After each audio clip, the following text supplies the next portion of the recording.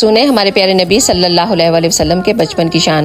حضرت حلیمہ سعدیہ فرماتی ہیں، میں کمزور تھی اور غریب بھی، میرا اپنا بچہ دودھ کی وجہ سے بلکتا تھا۔ جب میں مکہ آئی سب دائیوں نے بچے لے لیے لیکن مجھے کسی نے بچہ نہ دیا۔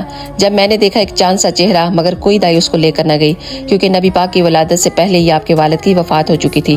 تو دائیوں نے سوچا کہ اس بچے کے والد نہیں ہیں تو ہمیں پیسہ کہاں سے ملے گا؟ تو آپ نے سوچا میں خالی ہاتھ آئی تھی لیکن خالی ہاتھ جانا نہیں چاہتی، لیکن جیسے ہی نبی پاک کو دیکھا میں نے آپ کو گود میں لے لیا تو دودھ بڑھنے لگا، بکری کے تھن بھی بھرنے لگے، میں نے بھی پیا، اپنے بچے کو بھی پلایا اور آپ کو بھی دیا۔ اور جب واپس آنے لگی اور جس اونٹ پر آپ آئی تھیں وہ اونٹ بھی بہت کمزور تھا، لیکن نبی پاک کو لے کر جب جانے لگی تو وہ اونٹنی سب سے آگے بھاگ رہی تھی۔ گاؤں والوں نے کہا، حلیمہ تم نے اونٹنی بدل لی ہے؟ کہا نہیں، اونٹنی تو وہی ہے، بس یہ برکت اس بچے کی وجہ سے ہے۔